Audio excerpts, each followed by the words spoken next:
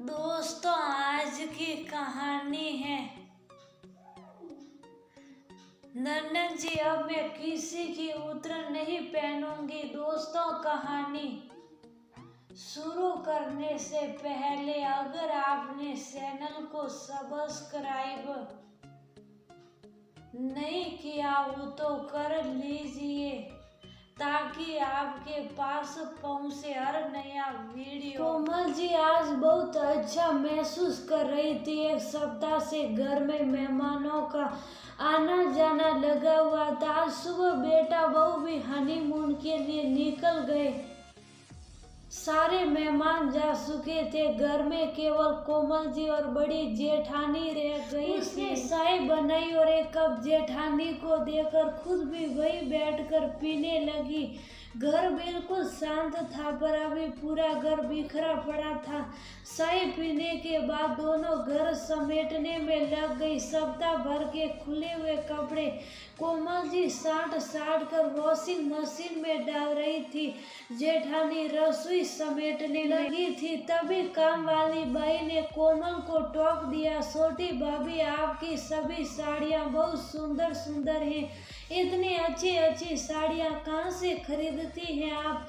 कोमल जी मुस्कुरा कर रह गई। मन ही मन सोचने लगी, खरीदती कहाँ है? ये सभी साड़ियाँ तो उसकी दोनों ननद और दोनों जेठानी की दी हुई हैं।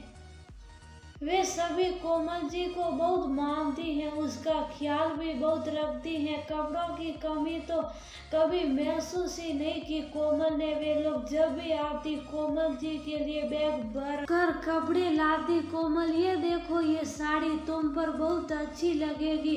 बड़ा एक दो बार ही पहना है मैंने। अरे भाभी ये ब्लाउज तो आज जाएगा ना आपको, अभी इसका फैशन खत्म हो गया है, पर आप घर में पहन लेना।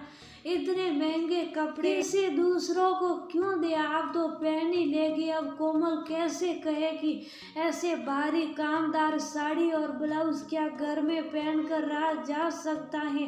कोमल कुछ नहीं बोल पाती और वे लोग अपने सारे कपड़े, साड़ी, ब्लाउज, शॉल, स्वेटर सब कुछ कोमल को थमा जाती। हाँ, कभी कभी उन उतरे हुए कपड़ों के साथ एक आध नई साड़ी भी रख देती और कोमल सब खुशी खुशी स्वीकार कर लेती।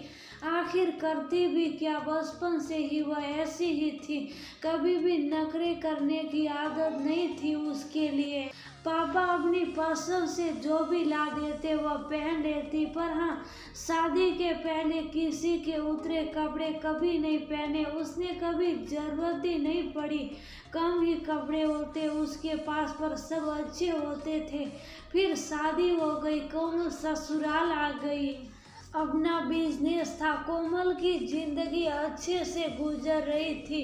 2 साल के बाद ही कोमल की गोद में नन्हा किशन आ गया। तभी परिवार में किसी की शादी थी।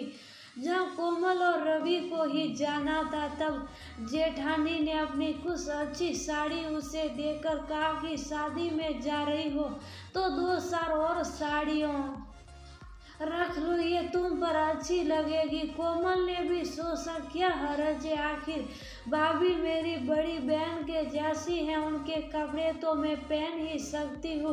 और फिर उसके बाद जब भी कोई ऐसा मौका आता तो दोनों जेठानी अपने कपड़े कोमल को दे दिया करती। रवि भी कभी बुरा नहीं मानते, परंतु देने के बाद वे लोग कभी वापिस नहीं लेती। दोनों का मायका काफी सपन था। पति भी अच्छी नौकरी में थे, पर कोमल और रवि का साथ ज्यादा दिनों तक न रह सका। एक दुर्घटना में रवि को खोने के बाद कोमल बहुत कमजोर पड़ गई।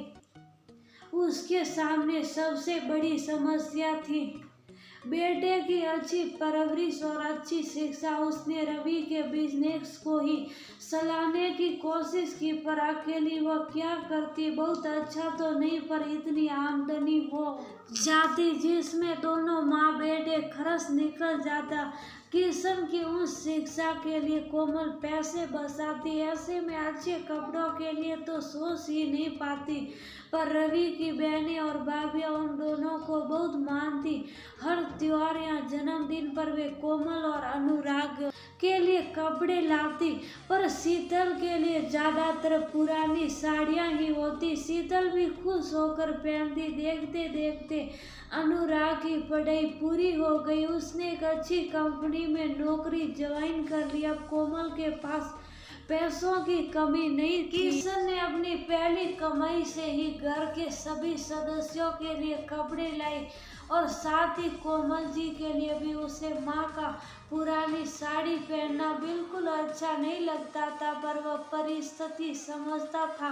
कोमल भी अब उन लोगों के दिए कपड़े नहीं पहनना चाहती थी, पर अब मना करे तो कैसे। कोमल कुछ कह नहीं पाती और ये सिलसिला ऐसा ही जारी था। कुछ साल और बीते और अब रवि की शादी भी तय हो गई। इस बार भी सबने कोमल के लिए कपड़े लाए। कोमल ने शुभ शाम रख लिए, पर शादी वाले दिन जब उसने ननद की दी हुई साड़ी पहनी तो रवि भड़क गया। पूरे परिवार के सामने उसने माँ को किसी की दी हुई साड़ी पहनने से मना कर दिया और उसी वक्त